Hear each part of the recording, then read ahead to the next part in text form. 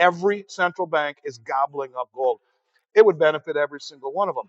Why 24,000? He has a formula of dividing M1 into the amount of gold, et cetera.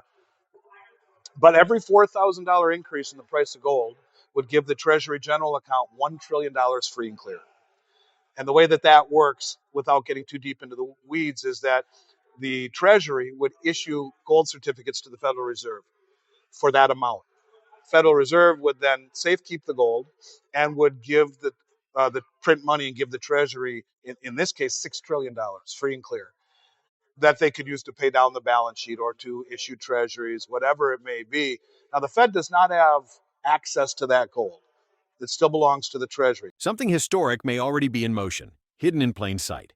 The United States just became a net importer of gold for the first time in decades, quietly bringing home nearly $100 billion worth since late 2024. Meanwhile, the Treasury holds an account literally called the Gold Revaluation Account that could unlock trillions of dollars with a single policy move. No congressional vote required. Andy Schectman is sounding the alarm. This may be the beginning of a gold-backed reset, one that could transform how America finances its debt, reprice gold into the stratosphere, and completely rewrite the rules of money. If you own gold or silver, this is the moment to pay attention. Gold is going higher, but we see a trend of repatriation and delivery, whether it be the commercial banks repatriating their gold from the Bank of England and the New York Fed, or massive players draining the LBMA and huge deliveries coming off the Comex. For the first time ever since November, the United States is a net importer of gold. Who is importing nearly $100 billion worth of gold since November into the United States? Into Comex, most of it leaving the exchange. So if I were to encapsulate everything I just said, it's a shift away from Western dominance. It's a shift away from treasuries. It's a shift away from dollars in favor of commodities traded over a blockchain network. That's ultimately where I think we are going, whether it be what we see happening in China with the internationalization of the yuan and the ability to take delivery off of a series of now multi-jurisdictional hubs for the Shanghai Metals Exchange that they're building, and first one in Hong Kong, next one in Saudi Arabia, and a slew of them throughout Asia and Africa and ultimately South America, or whether it be what we see here on Comex, huge deliveries, metal coming in and coming off of the exchange. All of it points to the same thing to me, and that is a new system, a gradual reset, a system that is moving away from what was to a new system that will be dominated, as Zoltan Pozsar calls it, Bretton Woods 3, commodities and blockchain, and the marriage of those two things, if I had to guess, is where we are moving in what is now not such. It's moving at a faster speed. It started out very slow. It's starting to accelerate. And I think by this time next year, it will be much stronger. I really do. In fact, one of the slides I played today in my speech, the last slide, was Judy Shelton on my show, who was Trump's nominee to run the Fed in 2016. Many think she'll replace Powell this time. And she said to me, and I played the slide on my video with her, that she believes, after discussions with President Trump, that on July 4th, 2026, he will issue, she says he's going to make a huge deal of that, the 250th year anniversary of the country, that she believes he will issue, starting with 50-year treasuries denominated and redeemable at maturity in gold. So I think we're moving into a system where gold is being remonetized, being brought back into the monetary system, and a move away from promises by a country that is insolvent and has done too much to anger the world through weaponizing of its systems. In essence, gold is considered a tier one asset, which is as good as cash. Now, it works that way for your liquidity ratios. They're playing games with it, in essence. For capital ratios, it's still not tier one high quality liquid asset. For liquidity ratios, it is. In essence, the only things that for capital ratios that work are treasuries and common stock. It's the legacy system. In every other respect, in particular the way the banks are looking at it, it's the same thing as treasury. It's the same thing as cash. It is as of July 1st in the United States, it is a high quality liquid asset tier one for liquidity, meaning you can loan against it. It's as good as cash. It has a zero weighted risk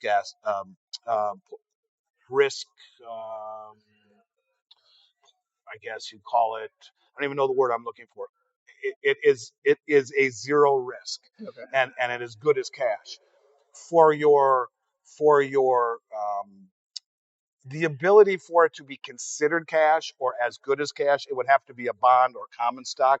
Now, it's doubled the performance of the 10-year Treasury for 25 years, and it beat it by 36% last year, and it's killing it this year. So it's just a bunch of horse crap, yeah, that the banks still are clinging to the fact that the legacy system, treasuries and common stock or preferred stock of these corporations would be considered tier one. In every other respect, it is tier one, it is HQLA.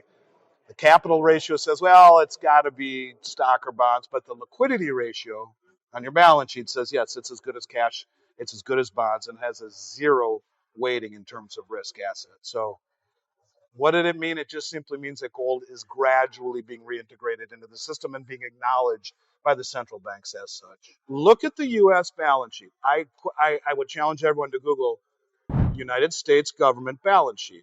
What you will find is 5 trillion in assets backed against 200 trillion in liabilities. Of those 5 trillion in assets, the largest asset, the United States government, not the United States, United States government, the largest asset is student debt. Over 40%, about $1.5 trillion, is the single largest asset in the United States balance sheet. Number two is military. Military bases, guns, bullets, aircraft carriers. Now, these two things you're not monetizing. Yeah. Okay. The third is land. Okay, you could put some hotels or national parks or amusement parks or whatever. You can monetize, but what else? I don't know. So everyone assumed he was talking about gold. Gold is held on the United States balance sheet. You can't make this shit up. Pardon me. Sorry. You can't make this up. It's called the gold revaluation account. That is the name of the account that gold is held. That's the name of it on the U.S. balance sheet, the gold revaluation account. Everyone assumed that's what he was talking about. And he kind of said, no, that's not what I'm talking about. I think someone got to him and said, Scott, what are you doing, man? Because the U.S. has become a net importer of gold since November, erasing a long-standing trend of being a net exporter. Since November, we've imported, that they've reported, just shy of $100 billion in gold. Since November, month over month over month over month of larger and larger and larger deliveries into Comex, most of it leaving the Comex. Who's buying it? Where's it going? In May, it was the largest delivery ever in the history of the Comex market in both gold and silver. Over $8.5 billion worth of gold was delivered on the May contract. Who's got that money? There are people standing for delivery in this country that never, ever, ever, ever, ever did before. And who is it? Then you get Trump, who comes out and says, he who has the gold makes the rules. He said that on a tweet on Easter Sunday, the golden art of negotiating. And then you have Judy Shelton, who I just had on my presentation, the last slide. Judy Shelton, I interviewed on my channel, and she was Trump's nominee to run the Fed in 2016. She didn't get confirmed due to partisan politics. A lot of people, including myself, believe she will be number one or two in the running to run it this time when Powell leaves. Her book, As Good as Gold, says the advocates for 50-year treasuries, starting with 50-year duration, redeemable at maturity in gold. On my podcast, I pressed play, a 1-minute segment for everyone to hear. She said, Trump and I have had... Central banks around the world are buying gold at the fastest pace in more than 50 years, and the U.S. appears to be preparing its own endgame. Schectman explains that for every $4,000 rise in the gold price, the U.S. Treasury could issue about $1 trillion in gold certificates to the Federal Reserve, which would credit the Treasury's account with new money. That money, potentially as much as $6 trillion if gold moves toward $24,000, could pay down federal debt or roll over treasuries without raising taxes or slashing spending. This isn't just speculation, it's grounded in accounting reality. Gold is carried on the U.S. books at $42.22 per ounce, an absurdly outdated figure. Marking it to market would create trillions in unrealized gains that could be used instantly. And since November, gold imports have surged month after month, with the U.S. flipping from a net exporter to a net importer of gold for the first time in decades. May 2025 saw record gold deliveries off Comex, worth over $8.5 billion, most of which immediately left the exchange. Recent economic reports back this up. Non-monetary gold imports jumped from $13 billion in December 2024 to more than $32 billion in January 2025, contributing significantly to the trade deficit. At the same time, the Biden administration has begun adjusting tariffs on gold bars, making it easier for U.S. refiners and vaults to import metal from partner nations. These aren't random events. They suggest the U.S. is intentionally building gold reserves inside its borders. Andy's message is clear. This is about more than just higher gold prices. It's about a systemic shift away from treasuries and the dollar as the anchor of the global system. China is building multi-jurisdictional delivery hubs for metals, from Hong Kong to Saudi Arabia to Africa, and is buying doré and concentrate directly from miners worldwide, bypassing traditional markets. The next financial system could be built on commodities, delivered and settled over blockchain rails, not promises of indebted governments. Judy Shelton, Trump's former Fed nominee, has said she believes Trump would issue 50-year treasuries redeemable in gold on July 4, 2026, the nation's 250th anniversary. If that happens, gold would officially re-enter the monetary system. And as of July 1st, U.S. regulators already allow banks to treat gold as a Tier 1 high-quality liquid asset for liquidity purposes, meaning it can now back loans like cash or treasuries. Gold has outperformed treasuries for 25 years and doubled their performance in 2024 alone. Andy warns these moves are accelerating. The U.S. may be using this strategy to quietly transfer its massive debt into a gold-backed framework. For everyday savers and investors, that means physical gold and silver are no longer just insurance policies. They are likely to become the foundation of wealth preservation in the next financial era. Discussions when I was part of the transition team. And we've talked about it a lot. And he's gonna make a very big deal of next July 4th, 2026, the 250th year anniversary of the country. And she said flat out and I played it for everyone here. It's my belief that they will issue 50-year treasuries redeemable in gold. Now, the first step in doing that would be to bring back all the gold. We'd become net importers month over month, massive amounts. Someone said to Scott, "What are you doing, bro? You're not supposed to say this yet." Yeah. And that's why he backtracked off of, well, I wasn't talking about gold. Yeah, right. You were talking about gold. There ain't anything else they can monetize on the balance sheet. Maybe some land, some parks. Okay, great. That ain't going to do it. Yeah. So, and then I said to her, "Judy, do you realize that gold is held in the Western balance sheet in an account called the gold revaluation account?" She says, "Yes." "Do you think gold will be revalued?" And not in so many direct words, she said, "Yes, I do." James Rickard here says 24,000. Now, I'm not saying that's going to happen. Who would it benefit? Every central bank on the planet who's been buying it voraciously since you and I started talking 4 years ago. Every central bank is gobbling up gold. It would benefit every single one of them. Why 24,000? He has a formula of dividing M1 into the amount of gold, etc. But every $4,000 increase in the price of gold would give the Treasury General account $1 trillion free and clear. And the way that that works, without getting too deep into the weeds, is that the Treasury would issue gold certificates to the Federal Reserve for that amount. Federal Reserve would then safekeep the gold and would give the print money and give the Treasury, in this case, $6 trillion free and clear, that they could use to pay down the balance sheet or to issue treasuries, whatever it may be. Now, the Fed does not have access to that gold. It still belongs to the Treasury. What they do have claim on is the fiat value of that gold. That's what those certificates mean. So it's a gimmick. It's a accounting gimmick that would create lots of inflation, but would start to allow the U.S. to pay down its debt. And think of what Judy says. Next July, he's going to issue 50-year treasuries. So you got a 50-year runway, of course, as well. But you need to have the price higher. So will they revalue it? Will it be issued? Because who's buying our treasuries? Nobody. They're selling treasuries at record levels. It's the lowest holding of treasuries ever. And now we have the United Kingdom is number 2, right? And in 3 or 4 is the Cayman Islands. So you got 2 of the most indebted countries on the planet buying each other's debt, the U.S. and the U.K. What could possibly go wrong there? It's like 2 drunk guys holding each other, leaning against each other to hold each other up. China is slipping to number 3. They only have 700 billion in treasuries. They used to have nearly 2 trillion. They're selling treasuries and buying commodities, buying tangibles.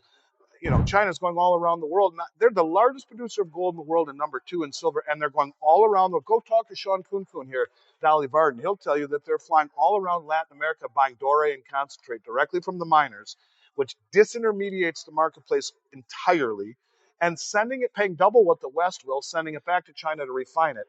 And this is the largest producer of gold in the world and the second largest of silver. So why are they going and buying doré and concentrate, paying over market price and sending it back to refine it if it's just an archaic relic of the past?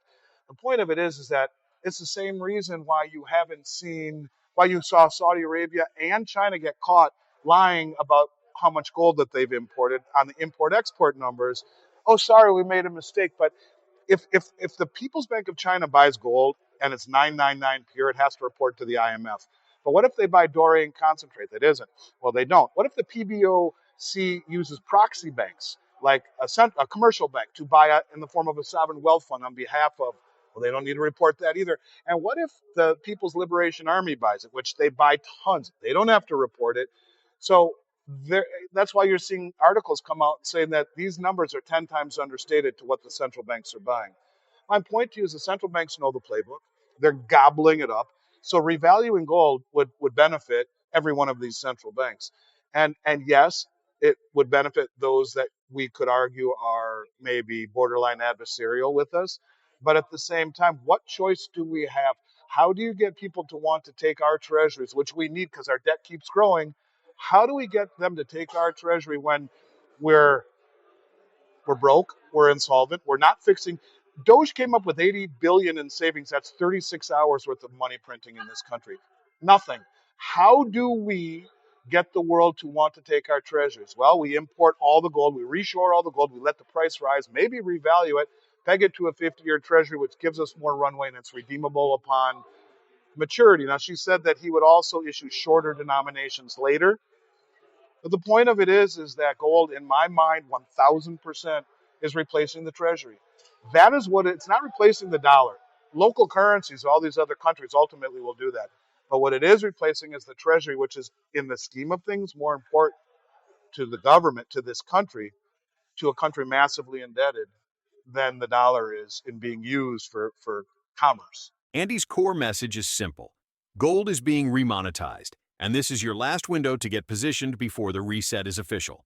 The U.S. is signaling through its actions, not its words, that gold will play a central role in the next chapter of finance. What do you think? Is America preparing for a gold revaluation to wipe away debt? If Trump or any future administration issues gold-redeemable treasuries, would that restore confidence in the dollar or risk unleashing inflation? Share your thoughts in the comments. Do you think this is a smart strategy or a desperate move? If you found this breakdown helpful, hit that like button, subscribe to the channel, and turn on notifications so you don't miss our next deep dive. The reset clock is ticking, and the next 12 months could change everything we thought we knew about money.